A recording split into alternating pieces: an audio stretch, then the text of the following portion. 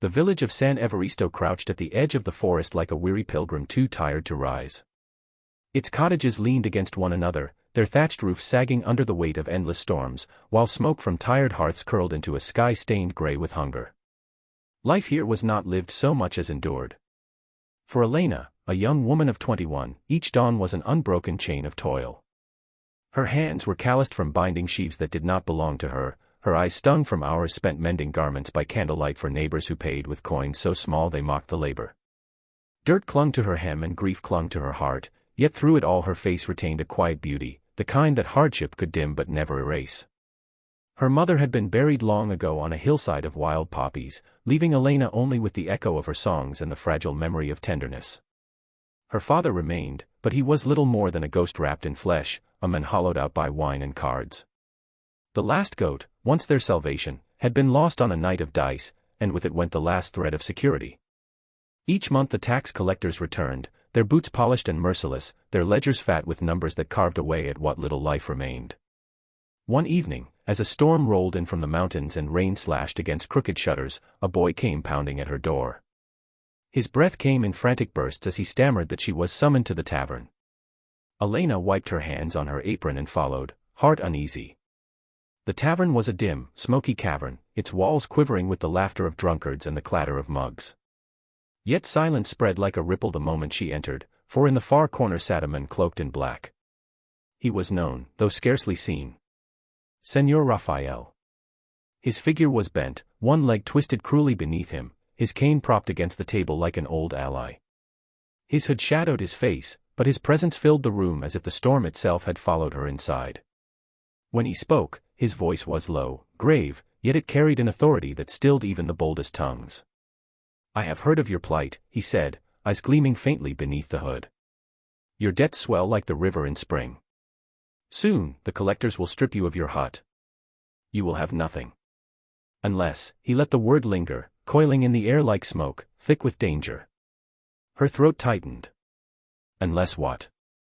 His hand, pale and scarred, tapped once against the wood. "Unless you agree to be my wife." The tavern seemed to exhale in unison.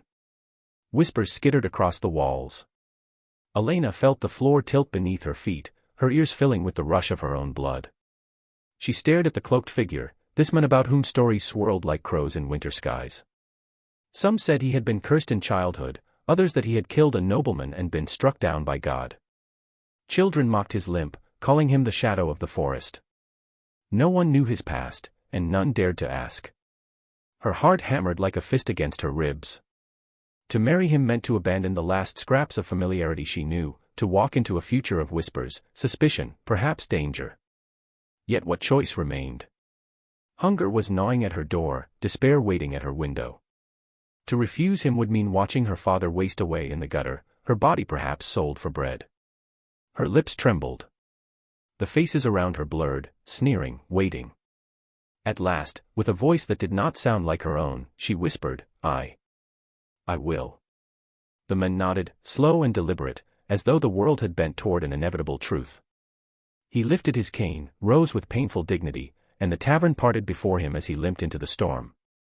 The door banged shut, leaving only the echo of his presence and the stunned silence of those who remained. Elena stood frozen, her legs quivering, her palms damp with sweat. She felt the weight of eyes upon her, the villagers grinning with cruel delight, some pitying, others satisfied to have one more story to whisper about around their hearths. She gathered her skirts and fled, the rain stinging her face as she ran down the muddy lane toward her crumbling hut. That night, lying on her narrow bed of straw, she stared at the wooden beams above her. The storm outside rattled the shutters like an impatient hand demanding entry.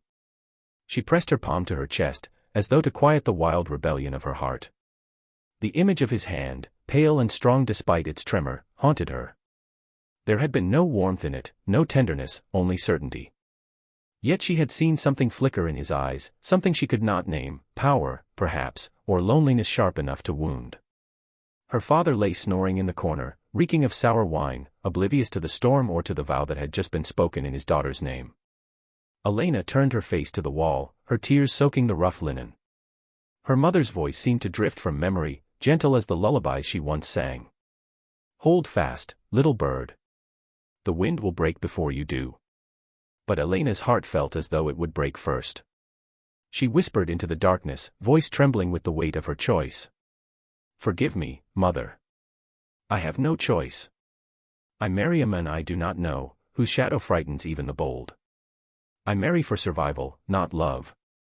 And yet, perhaps in this ruin there lies a road I cannot see." The rain softened, the storm retreating beyond the hills, but Elena lay awake until the first gray light crept into her room. With the dawn came no relief, only the certainty of the path she had taken. In the silence of her poverty, she had bound herself to the crippled men of the forest, and though fear wrapped itself around her, she could not shake the strange pull his presence had left upon her soul. Outside, the village stirred. Chickens scratched the wet earth, children shouted, men hefted their tools toward another day of labor. For them, life would go on as before. But for Elena, nothing would ever be the same again. At dawn the air was thick with mist, the kind that curled around rooftops and clung to the cobbled lanes as though trying to veil what was about to unfold. The villagers of San Evaristo gathered in clusters, drawn not by joy but by curiosity, for gossip had traveled swifter than the storm. Elena, the peasant girl, was to wed the cripple from the woods. Children pressed against their mothers' skirts, men leaned on shovels and axes, and women whispered behind shawls pulled tight against the chill. Their mutters rose to a hush when the sound of hoofs shattered the morning stillness. From the white fog emerged a carriage black as obsidian, drawn by 4 horses with eyes like burning coals. Mud splashed up the sides as the wheels struck puddles, painting the street with filth. The peasants crossed themselves, some spitting to ward off evil, for within the curtained carriage sat the men they had named Ghost, Shadow, and Curse. Elena's breath caught as the horses halted before the chapel. Her gown was plain, stitched from scraps she had begged and traded for, yet her youth and quiet beauty lent it a dignity no seamstress could have crafted. Wildflowers, plucked hastily from the meadow, wove through her braid, their colors trembling against the pallor of her skin. She felt as if she were walking into a grave. Each step up the chapel's worn stone steps seemed heavier than the last, the tolling bell echoing like a dirge in her chest. Inside, the air smelled of wax and damp wood. Candles flickered in iron sconces, throwing shadows that crawled like restless souls across the walls. Rafael waited near the altar, cane planted firmly beside him, his frame cloaked in black. The hood still concealed much of his face, and what could be seen was locked in shadow. Only the faint line of a scar beneath his jaw gleamed when the light struck it. The priest's voice was a drone, words tumbling like a stream she could not hear clearly. Elena's ears roared with the sound of her heartbeat. All she could focus on was the men before her, stooped, scarred, mysterious. When his turn came, his vow cut through the chapel like the strike of a blade. "I take you as mine." The timbre of his voice was deep, commanding, with a resonance that did not belong to the broken man they thought him to be. It carried the weight of authority, of one used to being obeyed. The air itself seemed to flinch. Her lips trembled, her throat dry, yet she forced the words from within. I take you as mine." A stillness followed, unnatural in its weight. Rafael's hand reached for hers. When he slid the crude ring onto her finger, she caught sight of his hands, strong, scarred, steady. These were not the hands of a crippled recluse but of a man who had once held a sword, or command, or both. Her stomach knotted. Behind them, the villagers tittered. Stifled laughter slithered through cupped palms. A lovely peasant wasted on a cripple. A wedding dressed not in love but in misfortune. They mocked quietly, never loudly enough for Rafael to hear, but Elena felt the sting of their scorn. The priest closed the service with a blessing that seemed hollow, the amen swallowed by whispers of pity and cruelty. By evening, the village was behind her. Rafael's carriage rattled down the forest road, leaving the only life she had ever known shrinking into the fog. Elena sat stiffly across from him, her hands knotted in her lap. He said little. The forest deepened around them, trees arching overhead like skeletal guardians. The path narrowed, climbing into hills until the world opened at last upon a sight that struck her dumb. There, rising out of the wilderness, stood a castle she had never known existed. Its towers speared the sky, gray stone blackened with age and weather. Moss clung to its walls, and its great iron gates groaned like beasts as they swung inward. Torches flared along the battlements, throwing light upon banners whose emblems she could not decipher. It was no ruin, though it bore scars of battle. It lived. It breathed. It waited. Her pulse quickened as the carriage rolled through the courtyard. Servants lined the entrance, their eyes lowered, their movements precise and silent. Not peasants, not villagers, but trained retainers in livery. Who was this man she had married? Inside, the castle was vast, a labyrinth of echoing halls. Stone walls soared upward, draped with heavy tapestries embroidered with scenes of wars and hunts. Gold glimmered in the sconces, silver trays passed among the servants. Elena felt as though she had stumbled into another realm altogether, a realm that was not hers to touch. Her steps faltered, each one making her feel smaller, an intruder in a world carved by generations of power. Rafael walked ahead with his cane, his limp evident but his bearing unbowed. At last, he turned to her. The hood fell back just enough for the firelight to reveal his face, sharp cheekbones, a scar that traced from temple to jaw, eyes dark as midnight and just as impenetrable. They locked upon her, unreadable, measuring. "You need not fear me," he said quietly, though his tone held more command than comfort. "This is your home now. You will be cared for, safe within these walls." His gaze lingered on her trembling hands. Then his voice hardened. "But there are rules. Do not ask about my past. Do not question what you see in these halls. In time, you will understand." Her throat closed, words dying unspoken. She simply nodded, though fear pooled in her stomach. That night, she was led to chambers larger than her entire cottage. A fire roared in the hearth, the bed dressed in velvet and fur. Servants bowed before withdrawing, leaving her alone with the echo of her own breath. She touched the heavy drapes, the gilded mirror, the carved chest at the foot of the bed.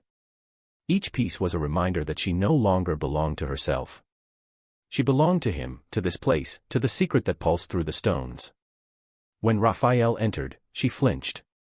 He stood at the door, cane in hand, his figure outlined by firelight. For a long moment, silence stretched between them, broken only by the crackle of the flames. She opened her mouth, desperate to bridge the distance. "Señor." He raised a hand, cutting her words before they could fall. "Rest," he said. "The day has been long." He did not move closer. Instead, he turned and walked to a door at the far end of the chamber. Without another word, he disappeared into the adjoining room. The sound of the latch sliding into place echoed louder than any vow. Elena sank onto the bed, her body trembling. She buried her face in the pillow, muffling the sobs that shook her. The weight of her choice pressed down until she could scarcely breathe. Married, yes, but untouched. Bound, yet utterly alone. Through her tears she whispered into the silence, a prayer, a plea, or perhaps only the sound of a heart breaking. "What fate have I sealed?" The flames hissed softly in reply, shadows dancing along the walls as though mocking her. And so the first night of her new life passed, not in passion or tenderness, but in silence deeper than the grave. The days in the castle bled into one another, a strange mixture of awe and unease for Elena. At first, she wandered the stone corridors as though lost in a dream, her footsteps echoing too loudly on marble floors, her fingers brushing tapestries so finely woven she feared they would crumble beneath her touch. The servants bowed low when she passed, yet their eyes lingered with curiosity, some with pity, others with suspicion. She knew what they saw, a peasant girl with dirt still etched into her hands, thrust into chambers gilded with gold. Rafael was a shadow in those early days, present yet distant.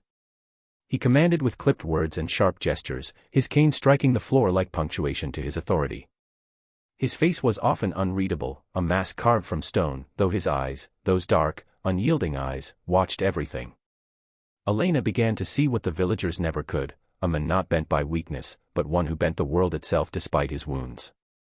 He oversaw estates that stretched further than she had ever traveled, spoke with ambassadors who arrived cloaked in secrecy, and rode a black stallion so fierce the stable boys dared not approach it. His leg betrayed him, yes, but his will did not. Still, in the quiet moments between commands and duties, Elena glimpsed fragments of another man. One evening, as rain battered the windows, she found him alone in the library, his hand resting on the spines of books older than kingdoms. He spoke to her not of taxes or harvests, but of philosophy, of how kingdoms rose and fell by the arrogance of men. Another night, by the fire, he spoke of music he had heard in distant courts, melodies so haunting they had followed him through battlefields and into dreams. Elena listened, captivated. She had never known such worlds existed, never heard words strung with such precision and weight. And slowly, her fear of him shifted into something else, something dangerous, something forbidden. It was by the hearth that it finally happened. They sat in silence, flames licking at the shadows, the crackle of burning logs filling the space between them. Rafael's eyes caught hers, holding them longer than usual, until she could not look away. His voice, when it came, was softer than she had ever heard. "Do you find me monstrous?" The question stilled her breath. She studied his scar, the way the firelight deepened the shadows of his face, the way his limp shaped every movement he made. But beyond that, she saw the man who carried himself with the dignity of kings, the loneliness etched into his posture, the hunger in his gaze. "No," she whispered, her voice trembling. "I find you different." Something broke within him then, like a wall crumbling under the weight of years. His hand, scarred and strong, brushed against hers, tentative yet deliberate. Her skin flared beneath his touch. She had not been touched so since her mother's hand guided hers as a child. The warmth of it lingered, trembling, alive. After that night, the castle changed. The halls were no less cold, the servants no less watchful, but Elena and Rafael carried a secret between them, a thread of desire that pulled tighter with every stolen glance, every word unspoken. What began as silence turned into whispers shared in the dark. What began as distance turned into hands brushing against each other in corridors where no eyes watched. And then, one night, when the moon hung heavy over the towers and the fire burned low, his lips finally met hers. It was not the kiss of a recluse, not the hesitant touch of a man crippled by shame. It was a kiss forged in loneliness, sharpened by years of restraint, hungry, aching, alive. Elena melted into it, her heart pounding, her body aflame with a longing she had never known. In that moment, there was no cripple, no peasant, no castle, only two souls colliding in the shadows. And yet, the castle walls held secrets too vast to ignore. One afternoon, as Elena passed the servants' quarters, she caught whispers. They spoke of her husband not as Señor Rafael, but as Baron Rafael de Montoya, the ruler of the northern provinces, a man feared in courts and battlefields alike. They whispered of enemies who cursed his name, of nobles who envied his power, of a wound sustained not by illness but by valor on the field of war. The truth crashed over Elena like a storm. She staggered back, her hands clutching the cold stone wall. The man she had thought a recluse, a cripple hidden in shadows, was in truth one of the most powerful lords in the realm. His concealment had not been chance. He had hidden his name, his title, his wealth. He had tested her. That night, she lay awake beside him, her heart torn between wonder and betrayal. She loved him, she realized, but she did not know if she could forgive the deception. Why had he not trusted her with his truth? Why had he forced her into a marriage cloaked in lies? Still, when he touched her hand in the dark, when his breath brushed her ear, her body betrayed her doubts. Love bloomed despite deceit, fragile and fierce, forbidden by every law of class and blood. She was a peasant girl thrust into nobility, always watched, always judged, her every step weighed against centuries of lineage. She was not meant to stand in gilded halls or sit beside him at banquets where nobles sneered behind jeweled goblets. And yet, at night, when the world faded, they were simply Rafael and Elena, two people bound not by titles but by the desperate need to belong to someone. But whispers grew beyond the servants' quarters. Nobles who visited the castle carried back tales of scandal. A baron who had married a peasant. A lord who had tainted his bloodline with common soil. In the capital, they laughed behind masks of courtesy, plotting his downfall, ridiculing her name. Danger prowled closer still. Enemies who had once feared Rafael now saw weakness in his bride. A peasant wife was a chink in his armor, an opening to strike. Letters arrived, and signed, threatening her life. Once, she found her chamber window unlatched, though she swore she had closed it. Another time, she glimpsed a stranger in the courtyard, a face that vanished before guards could find him. Her fear grew, but so too did her conflict. In Raphael's arms she felt safety, desire, love. Yet in her mind, doubt clawed. Could she trust a man who had lied so thoroughly? Could she love a lord who had tested her like a pawn on a chessboard?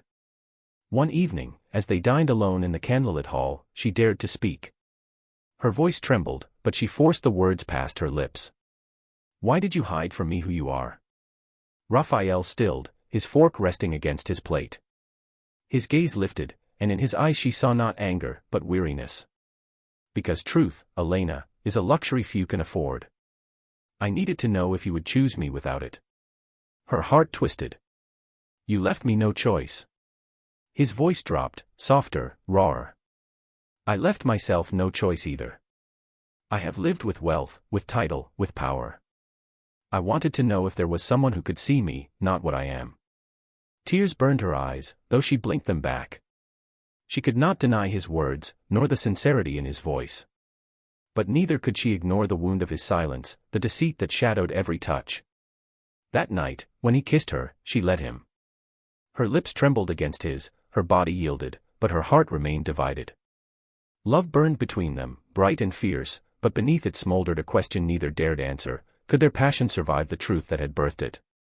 The castle seemed to listen, its walls heavy with secrets. And in the shadows, danger sharpened its teeth, waiting for the moment when love would no longer be enough. The hall glittered with gold and firelight, chandeliers heavy with crystal spilling their glow over the gathered nobility. Laughter and music filled the air until the great doors swung wide and silence rippled through the crowd. Rafael entered, cane striking stone with each deliberate step, Elena at his side. She wore no jewels save the simple ring upon her finger, no crown save the braid of her dark hair.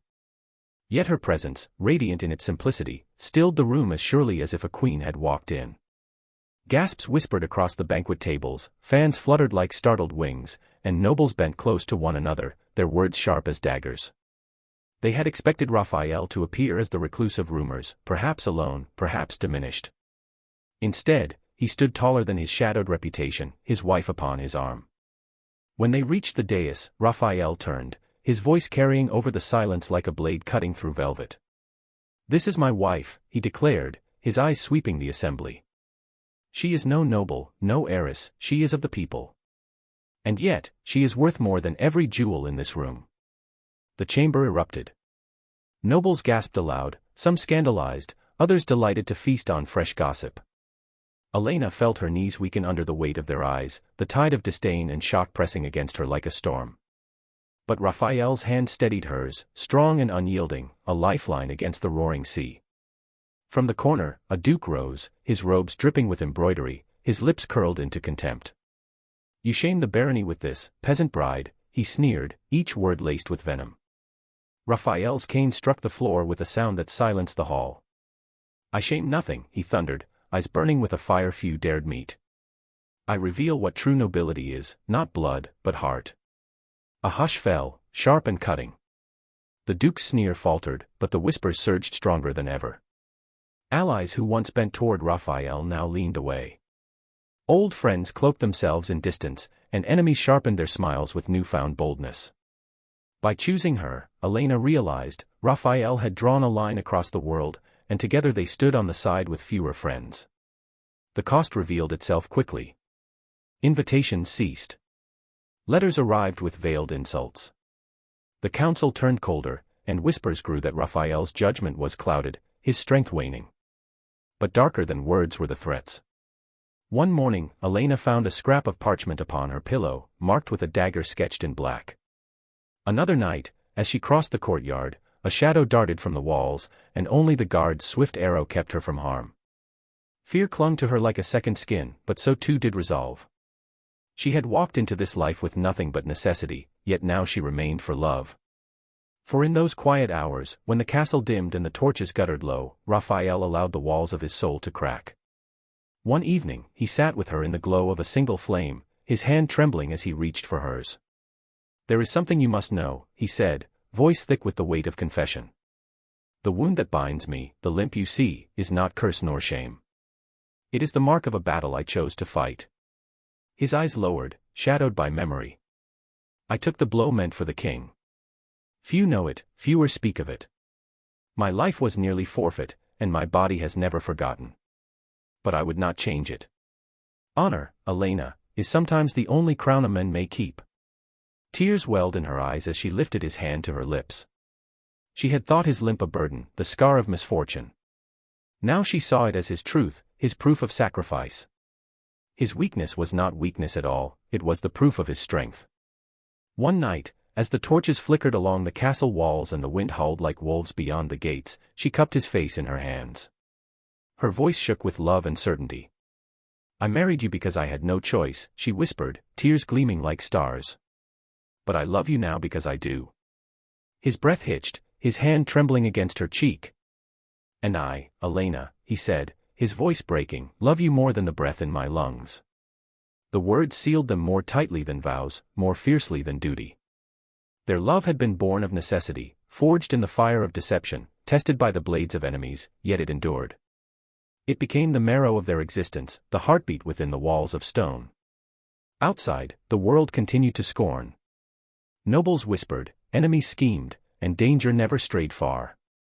But among the peasants, a different story grew. They told their children of the girl who rose from hunger into halls of power, not through ambition but through love. They whispered her name with hope, saying that perhaps the blood of lords and the blood of peasants were not so far apart after all. And so the tale spread, carried from hearth to hearth, from village to village, until it became legend. A peasant girl, forced by fate, who wed a crippled man, only to find she had given her heart to the most powerful baron of the realm. A man who wore his limp as his crown, and a woman who turned necessity into devotion. Together they defied the scorn of kingdoms, proving that love, even forbidden, even fraught, could triumph against every law of the world.